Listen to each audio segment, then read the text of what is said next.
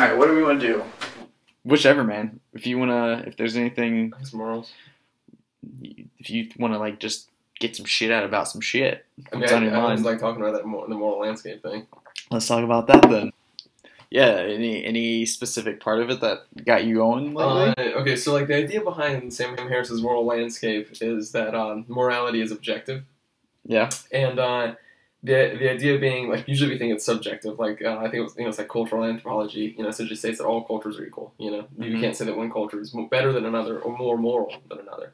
But Sam Harris argues that morality depends on the well-being of conscious creatures. Like there can be no talk of morality without consciousness, because there's just rocks and nothing observing it, no consciousness.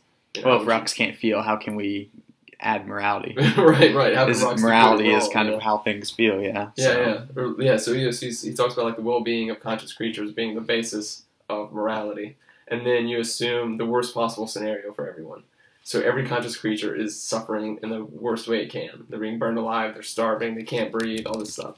And then you imagine that one conscious creature isn't being burned alive, is okay, has enough to breathe, has enough to eat, And you can objectively say that the situation where the one conscious creature is not being burned alive is better than the situation where everything suffers as much as it can. The worst possible scenario for everyone. Well, yeah, I mean, I think it would seem that there's an obvious level of like, there's certain core truths that we as humans kind of strive for, right? Like the pursuit of happiness is often considered like arguably the most important thing. Yeah. Finding a meaningful existence. Yeah. Usually that's not suffering. Right. So if you have a part of society that's suffering, and we know that the goal is to be happy, and suffering is not happiness, then obviously there's at least a few states to exist in that we can objectively look at. Right, and so he compares it to being healthy. Like, there are many ways to be healthy. Mm-hmm. Like, let's say a Paleolithic diet and a vegetarian diet are both, we can say objectively, more healthy than just eating McDonald's all the time. True. And so while America might not be the most moral, it's objectively more moral than a society that has, let's say, female genital mutilation. Yeah. And it's interesting, though, because there is a subjectivity that lies within this, obviously. I mean, when we're talking good and bad, the way I always think about good and bad is it's rooted in perspective. Right. Depending on what side of an argument you are on, you can say, well, that's a good thing and that's a bad thing. Right. So, depending on where your view lies, obviously we're going to have different ideas. The thing that I think Sam Harris talked about that I really liked is he mentioned that we need to start valuing the fact that some of these opinions might not actually have value. Right. That there may be many perspectives, but we need to, as a society, look at some perspectives and say, that's kind of a bad perspective to take. I think he calls it like the freedom to criticize bad ideas, regardless of the source. Yeah. And I think that was his main point with the whole Bill Maher fiasco, is that liberals were essentially, because they didn't want to appear racist towards Muslims, they were saying, well, it's not an Islamic issue. When you have to be able to criticize regardless, and what, we talked about this, what Sam Harris leaves out is the political history of why Muslims in that region of the world are so fucking pissed off, which is the American repression, and bluntly the fact that we bombed them and, blown them up. They're afraid of the sky because of our drones. Yeah, there's a lot of reasons for those viewpoints to exist. Exactly, some of it may be propagated by smaller minds and fear, and the groups within the region telling the culture that's being raised there these certain facts about who the Americans are, what we've done to their country. But I would definitely say that there is, and because of that, there's definitely some of that is true. There's stereotypes that exist for a reason. There's definitely things that we've done that people should be mad at us about. Yeah, it's like that old saying about how you create more terrorists. Like let's say you kill one terrorist, but you kill 3 civilians, the families of those 3 civilians are way more likely to become terrorists. Mm-hmm. And terrorists that are still alive are going to go to those 3 families and say the Americans are evil, and now we have proof they blew up these 3 people. If we don't blow anyone up, the terrorists have no argument, and it's hard to recruit more terrorists. Yeah, I mean, that's definitely the violence with violence kind of mentality, right? Is how do you stop a war by causing war? Right. I mean, it's like trying to rebuild a house by burning it down. Yeah, it's not going to go very far. Right. Yeah. So another point he talks about, if morality is objective, what does that say, I guess, about the way that we design society? You know, the way that we treat each other, you know? Well, the hardest thing about objective morality for me, I guess, and maybe the stance that was taken on Bill Mayer a little bit Yeah, in terms of where liberals stand on things, yeah. is where do you balance free thinking and sovereign consciousness Right. with objective good?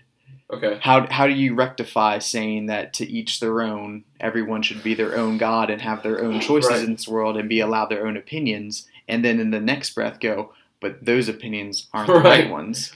Is that not maybe a road to like tyranny and dictators in many totally. past circumstances? I mean, that's radical. Yeah. It's pretty radical thought. It's a fine line, and like one of our friends said it to me. He was like, if the question is, if you know or you believe something is right, do you rip people into the future with you, or do you say everyone is free to believe whatever they want to believe? Like 3 examples are, let's say, civil rights in the 60s, gay marriage in the past year or so, and then I guess like whatever we're referring to now, like say the Islamic or the Muslim ISIS issue, you know? Mm-hmm. Like do we say, you know, you're free to not serve black people at a business you own, or you're free to discriminate them, or you're free...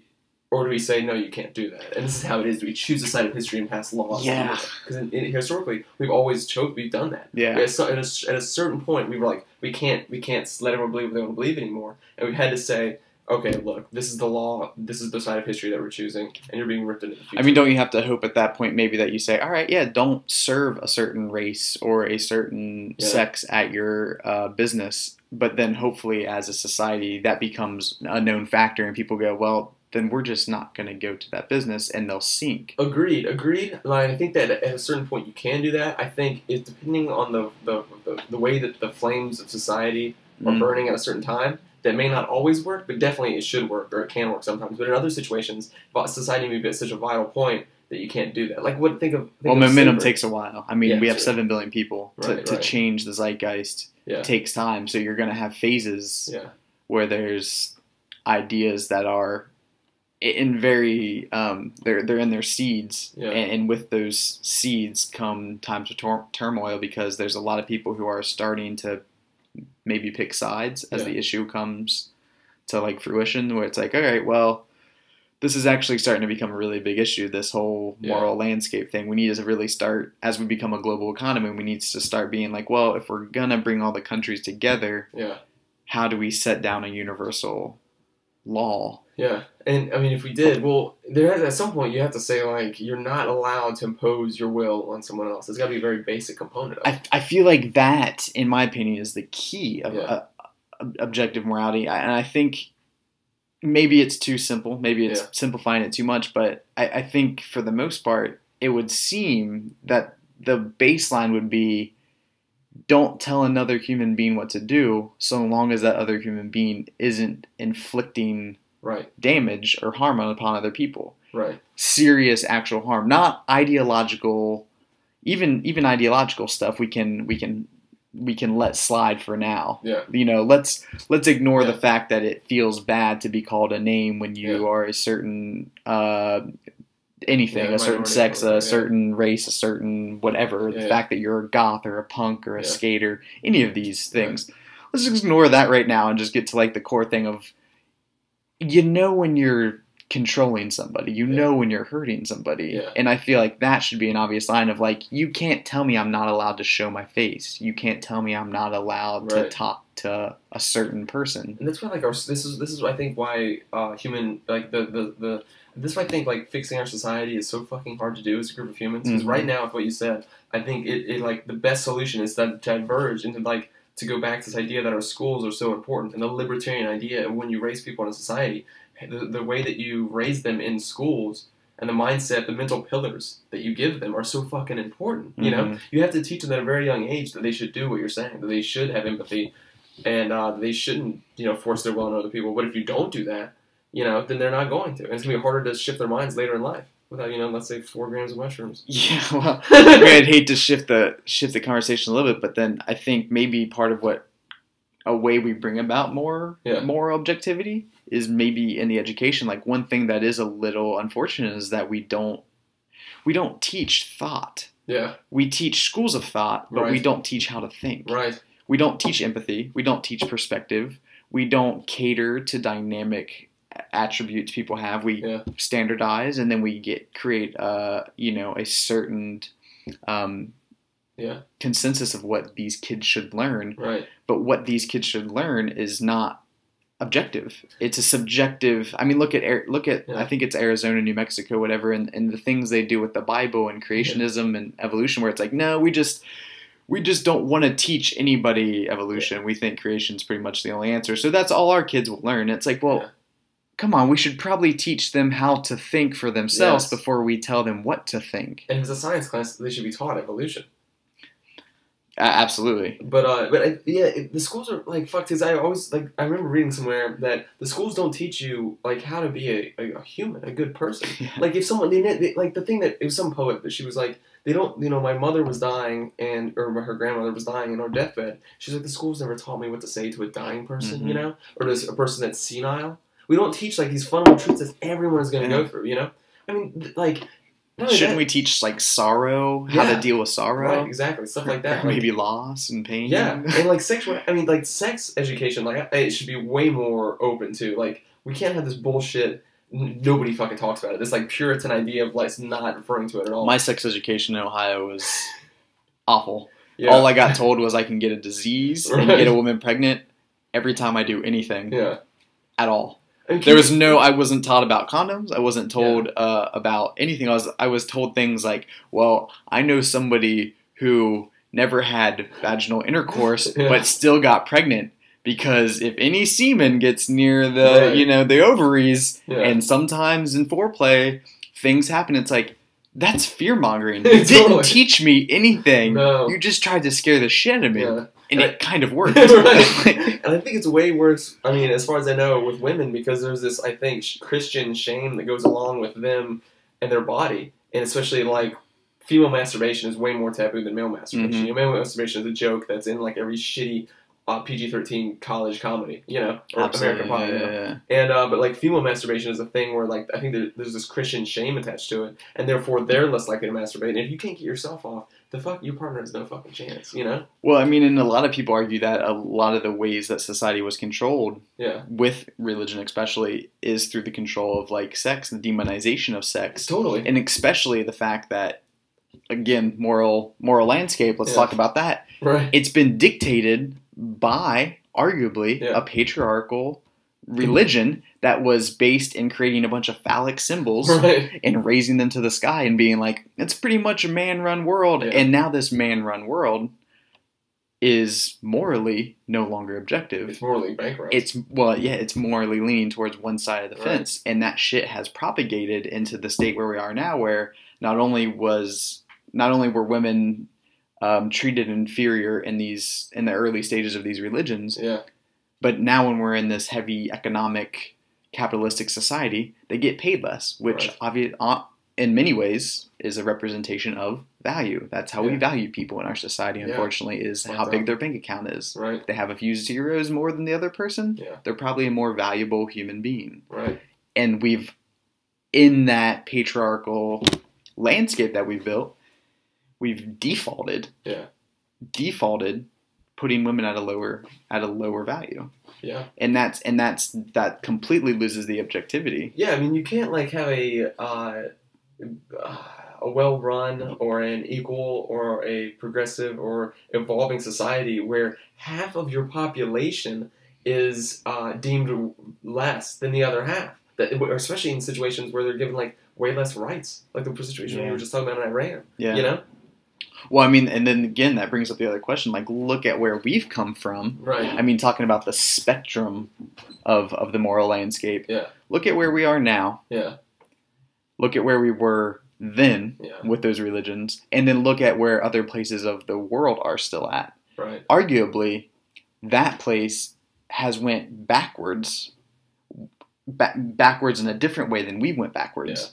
Yeah. We've ended up at these two different points of the spectrum that are both negative, honestly, because we're still treating women inferiorly in America, while in Iran, a woman gets raped and defends herself, she gets hung, or the father says, well, I'm kind of ashamed of my daughter for being raped, so now I have to murder her because of the shame that weighs upon my shoulders. It's like, perhaps that That's fucked up. seems like an obviously moral bankrupt idea. Well, that's a clear example of one society of ours being more moral than another. Ours isn't perfect. Absolutely.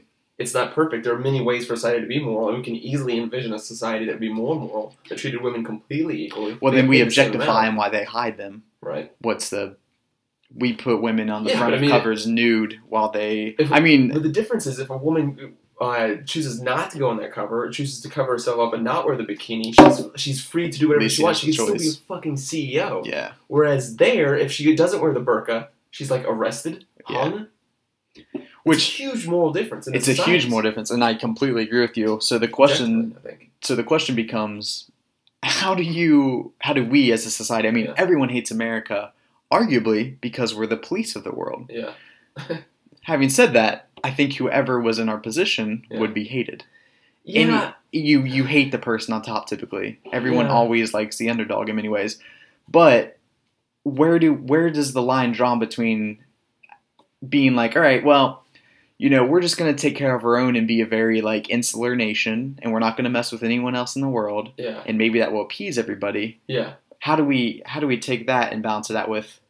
But at the same time, if I see militarized men, teenagers, 16-year-olds who think that their gun gives them the right to just go devastate a woman, to hit her consciousness with so much pain and suffering because he thinks he owns her, how long do you sit there and go, well, it's not in America? Right. Well, that gets back to... All right, so that goes back to like a thing we were talking about before. Like, do you rip people into the future, or do you let them believe whatever fucked up thing they want to believe? And like another point to that is like, while that is a problem, and while we should and can intervene, the best way to intervene is not militarily. True. That's huge. We have to devise some other method. I mean, of talking to other people in our society and fixing solutions. Like, for some reason, we still have this reptilian idea where we just get the biggest bat and we go to them and knock them over the head, they'll eventually side with us. Yeah. For some reason, we still think that works, whereas now we don't have a bat anymore, we just have F-35s or drones. It's 2001 Space Odyssey. It's a monkey who finds out that he can have a weapon. He's like, well, now I have the power of the other monkeys. Like, I never saw that movie. Oh. I know I need to. Note to everyone watching, watch 2001 Space Odyssey. But yeah, exactly. And so then my argument that I've been preaching a lot in the past few years is I think we have to do it with words, and that's where I think honestly it comes to independent news sources. It comes to courageous individuals who are willing to take a stand and say the honest, hard shit right now and spread it online. Like, a lot of people, I think, are against the whole fact that we have so many constant videos being spread virally, and it's overwhelming thing. But within that is a lot of women who are standing up and saying, this is the reality of my life. Yeah. This is who I am. And now we're getting this face about for this suffering that we've tried to kind of keep under the rug. Yeah. And now we see more and more people coming together. And then maybe if those are, American women, first world women, the internet starts to spread to these places in third worlds or in other like regions where, Islam rules, and women start to see this. Yeah. I can't help but wonder if women start to look at that and go, oh, not every woman has to live like that. It might be nice to kind of have the freedom of that opinion. Depending on the society, if it gives like even a small spectrum of free thought to women, I feel like if you're an intelligent woman, you surely see it for what it is. You see the bullshit patriarchy, in other words. Like, imagine if we were in their position. Like, I don't feel like, just like with Christianity when I was younger, I feel like women have got to, even in repressed cultures like that, have got to look at it and be like, something is wrong here. Yeah, but I think we were lucky as Americans, and I don't know what your background is particularly, but roughly middle class maybe. Yeah, we weren't horribly off. Right, no. We weren't wealthy by any means, but we weren't at the bottom, We had advantages. TV, cable. Yeah, well, and that's my point. Is like that brought with it the exposure of ideologies that weren't your own. Right. I often say the best thing that happened to me was possibly the fact that my parents divorced, because when I got two different families. I got two sides of the stories, and at a very young age, I got to realize there wasn't one truth. Right. I got two different sides. But when you're talking about these communities, I don't know if they get the exposure to see other ideas out there. Yeah. Hopefully, like what I was talking about, the little bits of information carried to them, and they see other ways of women living, and they go, oh, that, just through rational logic that could be me. I think it comes down to having a small spectrum or a small sliver of free thought, of being able to, if you can just crack the door open and you can realize a little bit of how, that's the rabbit hole, maybe, exactly, right? Yeah. Once you get that, I feel like you could expand it and pretty much get anywhere. But if you give some of that, you can make a comparison to 1984. Well, how do we plant those seeds, though? How do we?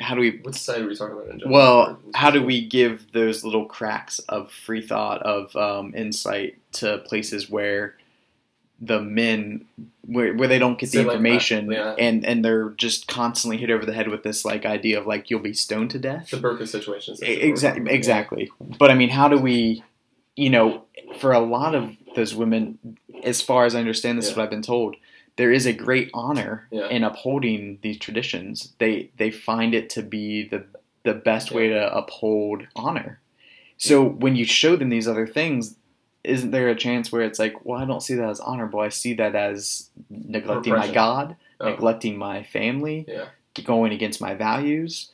When you're that's the social conditioning that's so severe. How do we view that objectively and go, well, I know it seems like you're being valuable to your society, but what you're really doing is letting yourself be objectified. Well, it's hard because I don't know how to do that. Right, I don't either. But it's hard because essentially what we're talking about is a person's mental pillars in their head and what they believe. And they have this idea where they connect honor to this social act that we consider repression. And I'm not sure how you fix that. I was reading this article about how you change people's minds because it was referring to, say, the vaccines. Mm-hmm. How people think vaccines cause autism.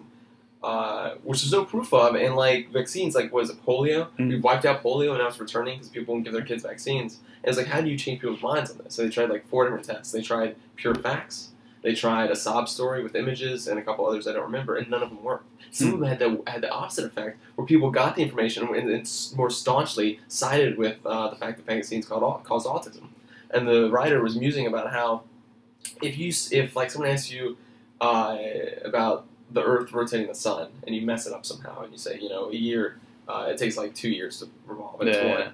And they're like, no, it only takes 1 year to revolve around the Earth, revolve around the sun. You just go, okay, yeah, and you change your mind, right? It's easy to change your mind, the point being, it's easy to change your mind about beliefs that do not talk about our view of the world, meaning, and who we are. But when you have beliefs that attach our community, our view of the world, and who we are, it's much harder to change, because it's not just a belief that doesn't matter. That's just a fact you can. Well, it's not an arbitrary fact change. Right.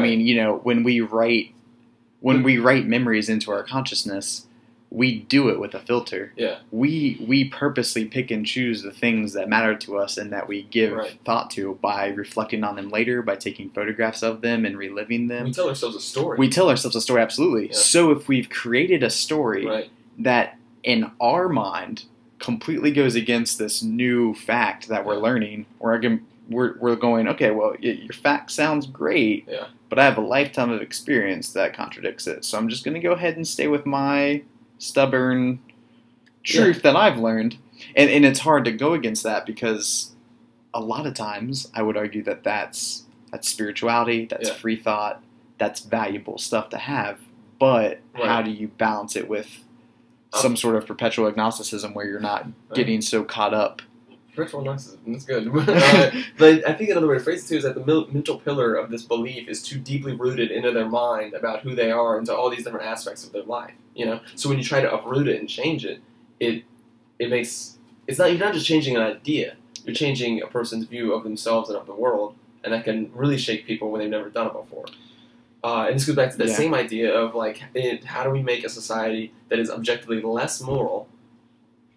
How do we rip them into the future? How do we make them more moral? How do you change people's minds instead of killing them with a gun? If we're going to stick with that metaphor, I think what we have to do is change that word right there, though. Rip them into the future. As writers, I think we know the power of one word, and I think rip is the wrong word. Yeah, totally. We have to coddle. And it's a little unfortunate because everybody wants to fight. You know, we want to be activists. We want to fight. We want to change everything. But again, we have 7 billion people. We're gonna increase that drastically over the years. The way to get these people, whoever these people are, whatever ideologies we're talking about, the way to bring them into the future is not going to be ripping, because that's like trying to be like, your old fact is wrong, here's a new fact that's right. We need to be like, look at all of these things, rewrite your story slowly over time. You know? They have to be able to question things, and the last thing we want to do is impose a certain way of life on everyone. That's not what we want to do. We just want to have them have the ability to think, I guess, in a different way, and create a society that is more moral. Like, you don't want to give a society. I think that's another problem that we have, is when we try to intervene in these countries. Like, we're going to give Iraq democracy. It's complete bullshit. Like, you can't. I don't think you can give a society a method that works for you. All you can do is give them the means to construct the type of society that they want. That's a fantastic point. I think that's almost like the education we were talking about. Don't just go standardize and be like, look, democracy is a great thing. Here's your instruction manual. Have democracy. Everything will be fine. And our democracy can use a severe update, software update. Severe update. I think, okay, so this is the thing I thought about for a while. I think that no person should have to live under a law they didn't vote on. Well, I mean, there's going to be obvious issues of people not being born when laws exist. At 18 or 16, we can decide the age. Everyone in that generation is decide on a new set of laws that apply to them. But where's the generation lie? You have people hitting different ages. I don't know. I don't have infinitely. But this is an idea that I've had, and I think, because I always thought it was fucked up that the state can kill you for laws that you never chose. And I'm not saying that in every situation no one deserves to die. I'm saying I think it's fucked up that we were born into a government, into a system of laws that we didn't choose, didn't get to vote on, and if we contradict some of them, they get to fucking kill us. Yeah.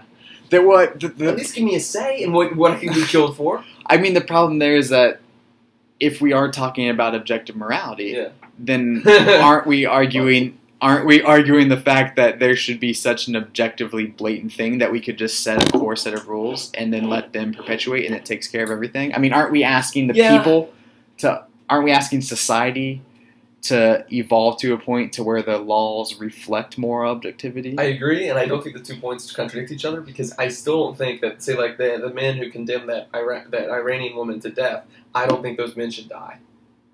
So even though I'm saying that, like, there is a objective morality, I don't think that means that we have the right to kill really anyone ever.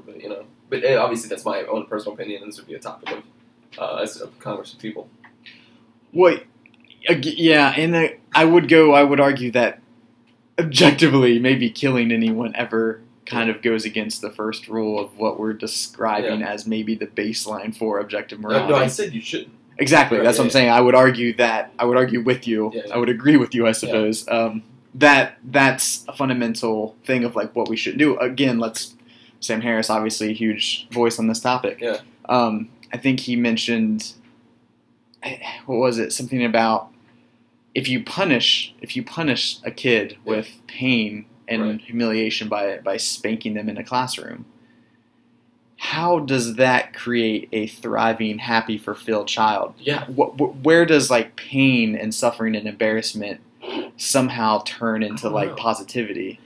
And to go with that real quick, just to finish the thought. To me, that goes with killing people, and it goes with imprisoning people. That to me, I think is. This might be a brash statement right away, but I think that prisons are a major step in the wrong direction in terms of objective morality. Because what we're doing is we're putting people in a situation where we're saying, you get no more freedom at all. We're not going to teach you. We're just going to put you in a box and honestly profit off you. Are so fucked up. One, they're privately owned now, which means there's a business of profit behind getting more people in prison, which is totally fucked. Two, you have people committing non-violent crimes being put in a system with violent crime offenders. There's no reason a guy who smokes weed or crack or cocaine is a non-violent crime should ever be in a situation with a murderer or a rapist. And we're essentially, and like you said, like we're putting them in a box. And it goes back to that situation with Ray Rice in the NFL, where Ray Rice, like, really, it was fucking gross. He hit his wife in an elevator and knocked her out. It's incredibly fucked up. But like the response that we have to take is like, okay, he's kicked out of the NFL, but like What should his punishment be? Do we just want to make him feel bad? Do we want to give him a scarlet letter of a giant asshole, in society? Yeah. Or do we want to actually redeem him? Like I thought would be really great is if he had spent the next 2 years going to women's shelters and talking and working with women that had been beaten or raped by men, and talking with them and learning their stories and learning how people work through that and the therapy and just their stories in general. And then he would give a speech at the Super Bowl halftime show about what he learned and what he'd done. And that way, sure, you can play football after that. Who cares? The punishment shouldn't be like a scarlet letter of an asshole. It should be, how can we change someone's mind about what the fucked up thing they did? Yeah, I mean, I think the hard part about that, though, is, and I mean, the reason we do it, and I'm I guess playing devil's advocate at this point, is there's so many fucked up things people do that are so varied in reality. Yeah. How do we, with so many people, give a proper punishment or a fix? I mean, the amount of remedy. It should be a remedy, not a punishment. It should be a treatment, not a punishment. I mean, yeah. Well, I would just argue that we need maybe more effort into rehabilitation. Like we need to. I feel like prisons are the easy way out. We need to really open up the discussion about what I'm saying. I guess about expanding our understanding of how to remedy these things, how to not necessarily cure, but just how to give people some rehabilitation specific to their injustice, rather than just push people through the system like cattle to slaughter. Right, and whenever we get to a position like this in a discussion, this is when a new industry of capitalism can be born. We can take money from the government, from the free market, from whatever, from our taxes, and we can invest it in a bunch of social workers because they're there. Mm-hmm. People who graduate from college and would love to do this work. And we give them jobs in creating treatments for people that have done fucked up things. That could be a new industry of capitalism. Yeah. No different than the technology sector, no different than the service industry. Well, and I feel like I've talked about before, but shouldn't we have a society where before we move forward with progressing technologies... One second. Is yours still recording? Yeah. This is about to power off. I'm just going to reload it. Hold that thought.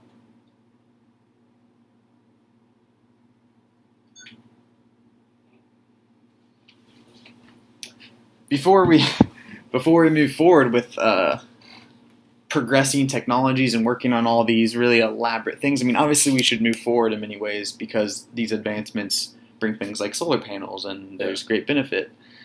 But we're really like leaving behind the baseline fundamentals of like the weakest link mentality, where we're letting people just fall through the cracks as we move forward, rather than like strengthening the foundation.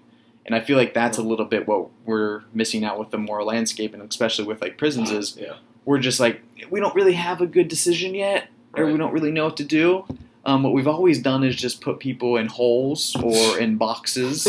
We'll just keep doing that, and we'll just not let them be around other people. Yeah, I mean, laws are a lazy solution in general. They should, like, what judges should be is they should decide. I mean, laws are a good rule book, a good idea, a good thing in the past. You can look at and be like, okay, we definitely, people shouldn't do this. But every time someone's brought before a judge, it should be ideally a new. I mean, maybe this is actually not possible now that I'm hearing the words, but like a new precedent. We truly need to take each case as its own and not be like because now we take every case that comes in. It's like, do they get the box or do they not?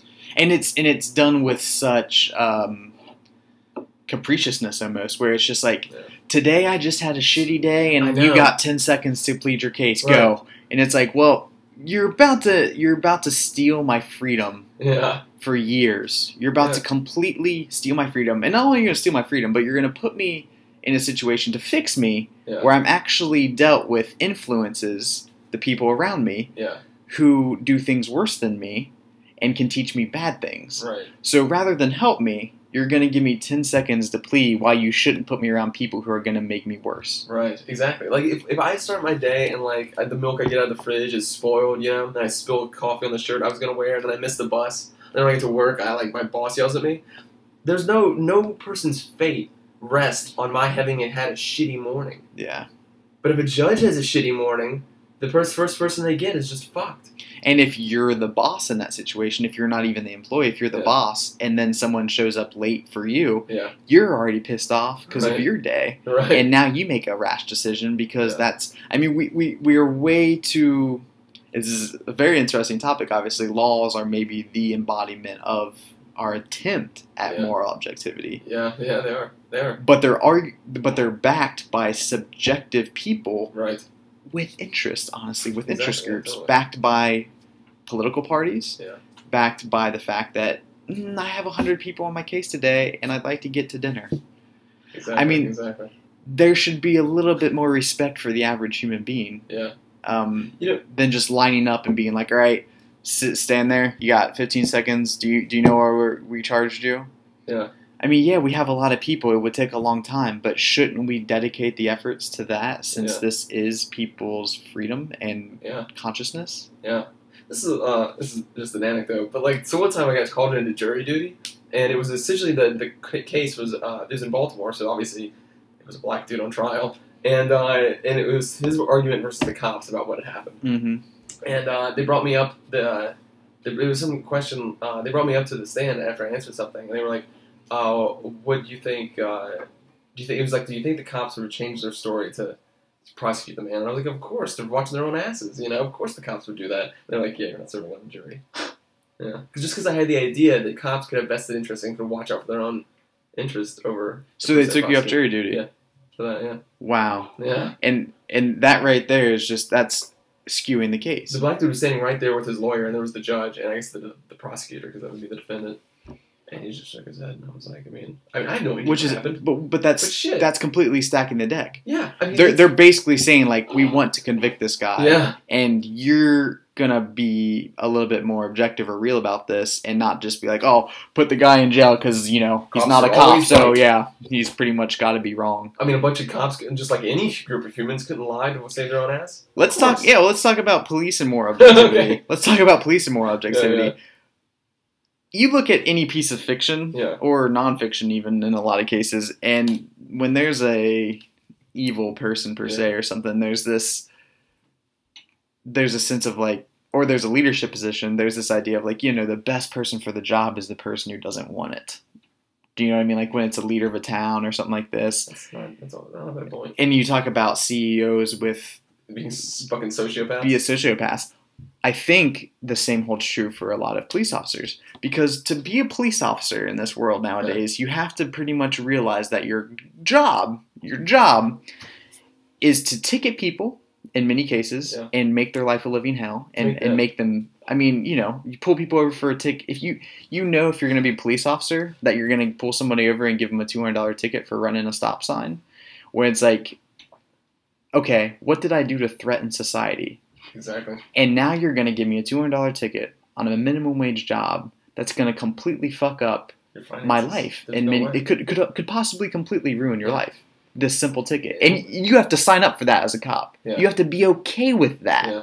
Now, there's sure a protect and serve mentality, but we know that usually that's a small section of the police, and it's not even as often a role they play. But also that comes with the fact that you're going to be in a power position and maybe shooting people or being shot at. Yeah. So you have to be excited about the violence almost in a way. Not excited, but you have to be be okay with it. Yeah. And I would think that tends to be bred in people who maybe aren't the best people to put in control of the lives of other people. These are people who want power. Well, I think it was if someone and maybe lack empathy. Yeah, exactly. If someone is okay or likes the idea of being in a situation where they have a gun and they can potentially kill someone, in danger being a common component of their lives, they are probably not the most nuanced on matters of empathy and complicated decisions. I mean, I have they could be. I have family members who are cops, and I can sit here and I can play the card of I know a cop and he's a stand-up guy. Yeah. And I think I know a cop that is a good guy. Yeah. And that's the thing is, I don't think the field is bad. But then I talk to a lot of people who are like, well, I know the stand-up guy cop. Yeah. And I know he quit because he realized he wasn't making a difference. My buddy fucking hates it. And he was being run out. Yeah. He's being run out. Yeah. So This is one reason why the old HBO show The Wire was so good, is that it showed the like the ways that like we have these human organizations like cops and the law that are supposed to structure society and supposed to do good, but in our evaluation of them and in our view of them from the outside, we don't take, or in our criticism of them, we don't take into account the fact that they're essentially a bureaucracy and people in them have vested interest that they're going to follow, which muddles it all up and doesn't make it as honorable as we envisioned it when we started it or when we see it from the outside. Well, and what's the deal with the fact that we have police stations that are short on funds? Yeah. I mean... Well, other ones that have fucking tanks. Because the war machine has produced too many arms. Either way, I mean, we'll maybe save the conversation of guns for another conversation, but for another time, but if we're going to empower these people to play such a pivotal role in our society, and then they can't even execute it, and they're highly stressed because they get a shit pay, they get a shit salary, and they can't afford to pay certain people, and they're like, the police should just be baseline completely at a very stable, uncorruptible level. Well, not even uncorruptible, yes, but I mean like just financially, there should be no reason that they're short on anything, because when you put those people in a short position, when you don't give them the funds they need to have cars, to have computers, to have protection for their gear, to pay their employees, the police officers themselves well, all you're doing is creating, one, a system of fear, which we know tends to breed bad personalities in people. Decisions. Because now they're like, well, maybe it's okay that I, put the cocaine there and plant it, or that I take it because I want to sell it, or I look the other way and get the $50,000, like, because I'm not getting paid enough to be a cop. There's an Onion article that was cops relieved to find the man they killed actually was armed. Yeah, that's I mean, but so there's another point from The Wire that talks about how these cops would work the streets of Baltimore, and they'd rush into people's houses, or they'd be really rude, or they would just, whenever they needed something, they'd be like, help us find this guy, And one of the older cops was like, no, working a beat back in the day was you would just walk around the neighborhood, and most days you would just talk to people, and you form relationships with the people that lived there. So when a crime actually was committed, they trusted you, and they would give you valuable information. But if you just ruled it like a fucking imperialist, like the way we rule a foreign country, people don't trust you, and they don't want to tell you anything. But walking the beat used to mean that you just talk to people all day, and that's what a cop mostly was. And again, it changes society when it's like that. And that, maybe, in my opinion, is the core thing we need for moral objectivity is the empathy factor. Yeah. We really need the empathy factor, and when we do what we're doing a lot with technology, with the way we're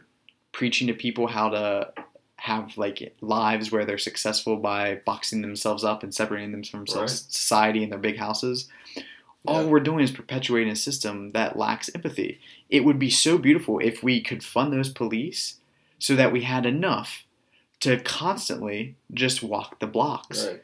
And one, people would stop committing crimes as often because you're like, oh, well, there's a cop right there. Obviously, he can see me. I'm not going to commit a crime. And two, the relationship is strengthened with the community, and the cop sees the struggling. Totally. I mean, if you're a kid, I mean, the relationship between youth and positions of power and respect is very clear, and I think we've all experienced it. If a kid grows up in a situation without a cop walking the beat that is a position of respect and a mentor in a way, without that, he has the position where he can commit a crime, he can commit the crime and not feel any shame, not feel he let anyone down. If there's a cop walking a beat and his parents know the cop and he knows the cop and there's a friendly, amicable, mentorish almost relationship and the cop is in a position of respect and power, if a kid has a position where he can then commit a crime again, he's going to think that he's going to disappoint that cop. That's a fantastic point. And that kind of comes back to the community. The eyes of the community, the empathy and the general perception. And with the police officer in that situation, or with that situation that we're in now, when people see things like Ferguson and all these things that are happening, how no matter how many good cops we know, no matter how much we want to empathize with people and be like, there's good people out there. How do we as a society expect people to respect our law keepers when they're killing innocent people regularly with very rushed decisions, and very likely ones that are based in ignorance and hatred, which is a lack of empathy. I mean, it only takes 5 or 10% of cops in this country to fuck everything up. Yeah. I mean, 95% of cops could be great human beings, and the 5% that's enough to produce enough news stories that we're seeing, if not more or less. Well, it terrifies me, and I think it terrifies a lot of people to know that the people that we give guns to, who can just walk in somebody's house and just be like, "This is what happened," they can just make some shit up, and their word is carried. You know why? Because the person who goes to jury duty and says, "That cop could have made it up," gets sent home. Not on the trial, not on the jury. We don't empower like the innocent till proven guilty anymore. No. We're just like, cop said, yeah, you're guilty. So I mean, probably gonna go on that basis. You got a few seconds to tell me why you're not, but like, pretty much have assumed that you're guilty. Yeah, I have this guy here who said you're guilty. I was reading, like, I think it was like fucking Alexander Pushkin, and there's a line in it where if a person's saying I'm not guilty holds no value, because not really, because that means they could still be guilty and still try them. Then why is a person saying I am guilty? Why does that automatically hold value and condemn them? Especially when we have a situation where we feel like it's forced out of them often. Yeah, totally. Yeah, totally. Yeah, I mean, the woman in Iran who waterboarding. Well, yeah, absolutely. Well, and the woman in Iran, she was like, I think they even came out and had something mentioned where like, we're pretty sure it was a forced, we forced her confession of killing the guy, but they forced her to say it in a way. I believe this could be wrong information, but I believe that the situation was that they pretty much made her admit to killing him in a way that didn't allow her to plead self-defense. Yeah. Even though there's from my understanding, a decent bit of evidence that says that he tried to come on to her against her will. I mean, if someone is waterboarding you, which, as far as I know, makes you feel like you're drowning, so all your senses in your brain immediately just freak out because you think you're drowning. And so if someone does that for an hour, for hours, for days after days... You say whatever they want to stop. Exactly. We all know that. You'll say whatever you have to say to get it to stop. So I don't know why people think that information is valid, or why that's a good thing to do at all, to torture a human being.